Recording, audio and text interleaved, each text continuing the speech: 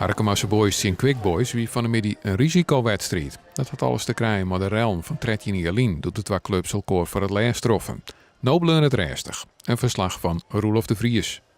Het is een risicowedstrijd, maar het is toch eerst en vooral een wedstrijd die gaat in de degradatiezone van de tweede divisie. Want beide ploegen hebben op dit stuit nog maar 6 punten. En Harkemasse Boys kunnen de punten niks goed broeken. Boven dat had het de laatste 4 competitiewedstrijden Flen.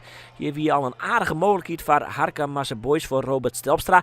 En Fremke Nog binnen de beste kansen van Harkemasse Boys in de eerste helft. Fremke Nog, zoals deze kopbal op de lotte. Fremke Nog, omdat het fieldspul in principe beter is van Quick Boys. Maar echte kansen creëren ze net. Harkemasse Boys wol. 3 dikke kansen, maar eerst in de eerste helft. Hier de vastzet van Oebeles Kokker. En dan uiteindelijk de bal die van de Line al helle wut. De bal van Ezra Schrijver. Misschien wel een van de gevaarlijkste man aan de kant van Harkemasse Boys in de eerste helft. De tweede helft wordt Quick Boys wel beter. Zelfs bij Gelieks. Dit is de bal op lotte van Saha Devsing.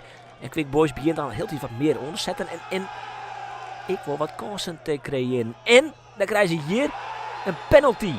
Een penalty waarvan je zegt, is het een ijs wel eentje. Maar als je dan in de verhelling joggen, dan zorg je dat Matthijs Hardijk hier wel heel lomp inkomt. Totaal net nedig. En dat is ik nog correct in het section meetgebied. En dus kun je wel concluderen dat je die penalty best Jan kennen. Hij wordt ik prima aanmaken. Toch Quick Boys. En zo komen zij dus ik op een 1-0 vastsprong in het begin van de tweede helft. En Short benam maar even hoe de Quick Boys supporters dit vieren.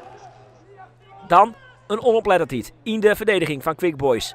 En dan kan hij Samar vrij inzetten. Bentham scoort de 2-0. En dan is in principe de wedstrijd eigenlijk al een beetje spelen. Hyundal, als je zorgt hoe slordig Erik Jongeling hieruit verdedigt. En hoe makkelijk Misa Danso dan 2 verdedigers eruit sprint.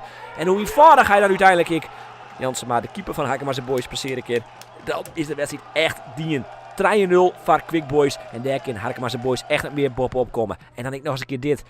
Het kopduel van Scottanas die in onrekking komt met een verdediger van Quick Boys. Flinke bloedwond op zijn holle. Hij maakt dan ik van het veld aan bij de brancard. En dus met Harkemasse Boys. Omdat ze al 3 keer wisselen gaan met Simon verder. En dan komt hier nog Hyundal vrij voor de goal. In volle 3 bergen. Die uiteindelijk de pijnlijke 4-0 realiseert voor Harkemasse Boys. 6 competitie-nederlagen op Riegen. En dus zit Harkemasse Boys nou in de kelder van de tweede divisie.